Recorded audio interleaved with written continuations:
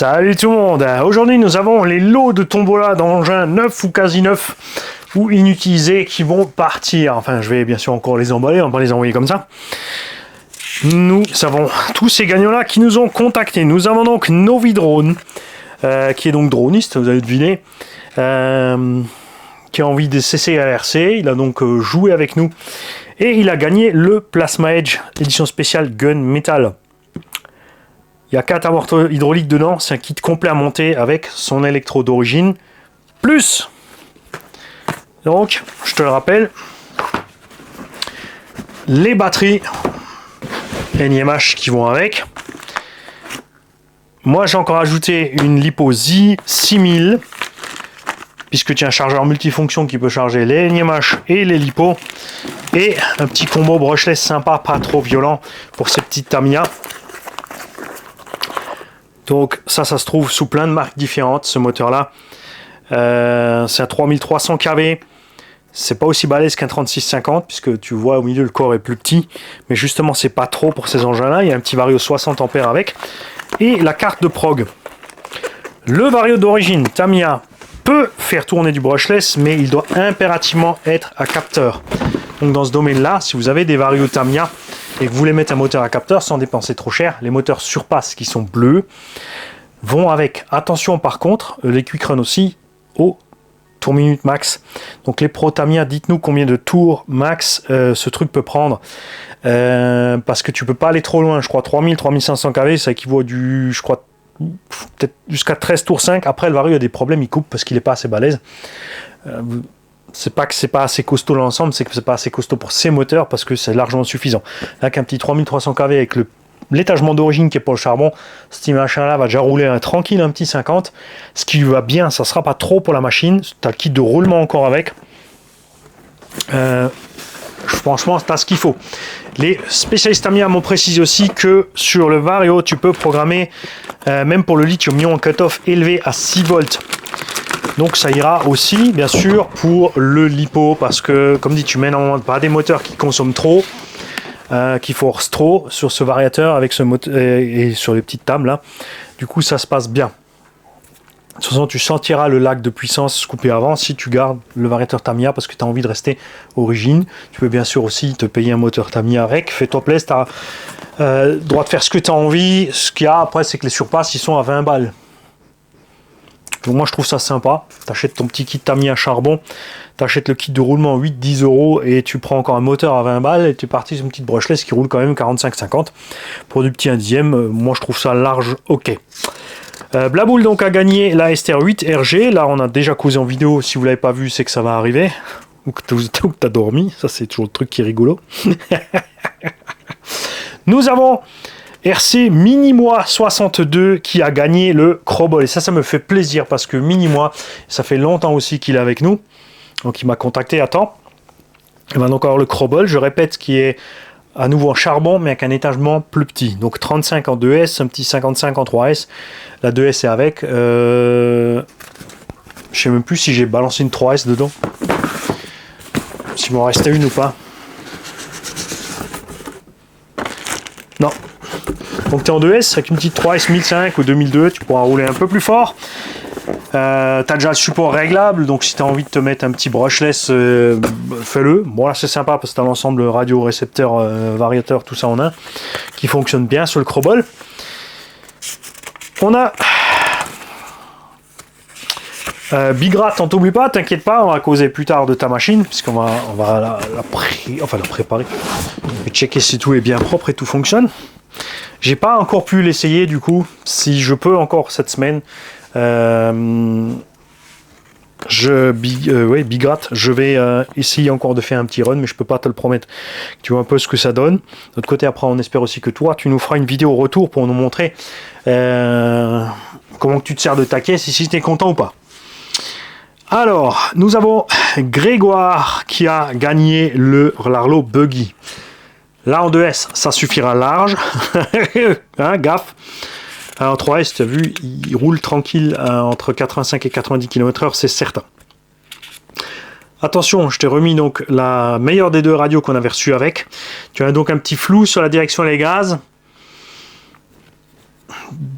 peut-être tu t'habitueras, et si comme moi ça t'ennuie, ben tu prends une radio générique, tu colles une radio générique avec un petit variateur Quick Run 35 ampères, ça suffit large. Les petits variateurs Quick Run 35, ça coûte je crois une vingtaine d'euros. Donc pareil, enfin moi je te conseille, essaye-la comme ça et dis-nous ce que t'en penses, donne-nous ton ressenti, puisque toi aussi t'as déjà des RC, donc tu pourras tout de suite dire oh là c'est quoi cette merde. Eric Bach RC donc a gagné la NXT pour sa petite, là aussi la vidéo est déjà sortie ou devrait arriver. Et nous avons parce que ah oui, elle n'était pas sur l'étiquette, c'était la tombola qu'on avait fait après. Nous avons donc, que je te dise pas de bêtises, bouge pas.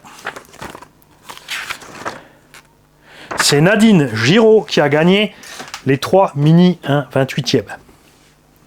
Donc déjà, regarde comme elles sont belles. Moi j'adore ces caisses, elles sont chouettes. Ça correspond juste pas du tout à ce que je m'attendais. Elle va rouler en famille avec ses petits hauts, ça va être génial. Donc tu as une radio pour chaque.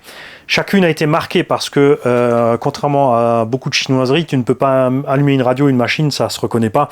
C'est chaque radio a sa machine dédiée. Donc le T c'est pour le Truggy, le MT c'est pour le Monster, et évidemment le SC pour le Short Course.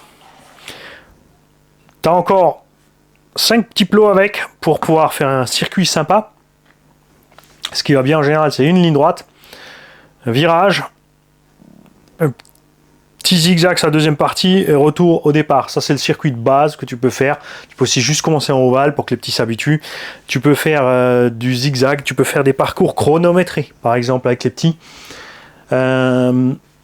Tout simplement des parcours d'agilité, tu peux t'amuser pour les motiver à leur distribuer des points. Le gagnant a droit à une part de goûter plus grosse ou des trucs comme ça qui motivent les mecs quoi. Pour les filles, ouais, si les filles à cet âge là aussi ça boulotte. Hein. Je dirais même que ça chasse plus le sucre que les mecs.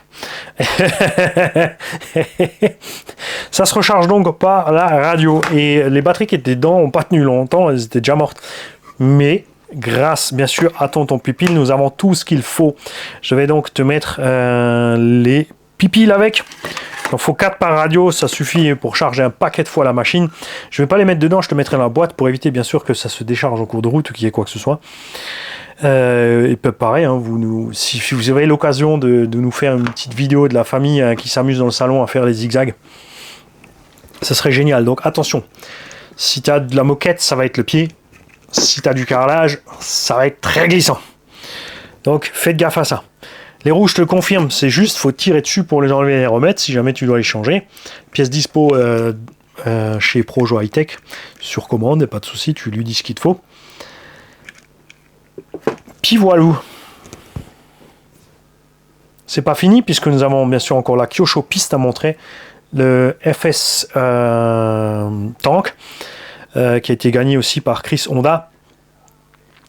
Et on en a un qui nous a jamais répondu. Et on a encore bien sûr Malvina qui a gagné la Tamiya, mais là aussi on va faire une vidéo à ce sujet. Vous comprendrez quand vous verrez la vidéo, tout simplement. C'est beaucoup plus simple de regarder la vidéo, c'est pour ça que je fais des vidéos en fait, pour pas devoir lire, écrire. Les mecs, je vous souhaite à tous une belle journée. Et on va freiner bien évidemment sur les tombolas, mais c'est pas fini. Freiner, ça veut juste dire que c'est RC Garage 57 qui prend le relais. Donc vous le contactez s'il a envie de le faire ou pas, les montages. Il n'y a pas que lui aussi, il y en a plein d'autres. On a... Ça y est, j'ai oublié ton nom. Il y en a un qui m'a contacté ce matin, Chris. Mais j'ai oublié le nom de ta chaîne. Donc tu te signales, hein, bien sûr, là-dedans. C'est un compère à Rick Fu qui aussi a envie de mettre la main à la pâte pour faire les tombolas. Et comme ça, moi, je vais pouvoir finir ce que j'ai à faire. Et comme dit, vous en faites pas, on a reçu l'Arlo AX ou MX12, là, gratuite. Elle va partir en tombola gratos aussi. On va évidemment pas la malmener non plus. De toute façon, on a vu que ça tient, c'est solide. Par contre, j'ai bon espoir que cette AX ou MX12 soit plus proche du comportement et de la qualité des LC Racing. Et il y en aura encore d'autres, on fera ça tranquille l'un après l'autre. Et le dernier, et pas le moindre bien sûr, on se prendra le temps de faire la vidéo pour le Arrma Outcast 1/5, puisque on a le vainqueur qui a envie de le mettre en 16S. On va lui préparer ça, mais alors là, j'espère que quelqu'un va filmer quand il va démarrer la caisse et qu'il va mettre le premier coup de gaz et se rendre compte que oh, ah ouais, d'accord, Manu il a peut-être abusé un petit peu, ça avait pas l'air comme ça sur ses vidéos. Parce que là, je crois qu'il y en a un qui il sait pas quoi ce qui va lui arriver. Parce que même si tu peux aller aussi vite avec des setups beaucoup moins balèzes en S, parce qu'il y en a plein qui ont dit ouais, j'ai besoin de faire 16S pour rouler à 100. La différence c'est que toi tu peux faire une pointe à 100 et nous on peut vraiment rouler avec. C'est pas la même histoire, surtout au niveau de l'axel. Et le saut, pour la petite histoire, le saut en longueur qu'on a fait dans le pré, entre les rampes où elles étaient posées et le point d'atterrissage, il y a à peu près 29 mètres. Tranquille. Hein, pour que tu vois un peu ce que ça donne. Une trentaine de mètres, là, la place pour faire le backflip, le front flip, avec et j'avais les pneus qui me ballonnent pas. Si j'avais mis les pneus d'origine, je pense qu'on aurait pu rentrer un double ou un triple flip, mais comme il y a une mousse qui était déjà éclatée, on n'est pas allé chercher plus loin. Hein, mais ça va venir dans la vidéo, vous en faites pas. Allez les gars, bonne journée.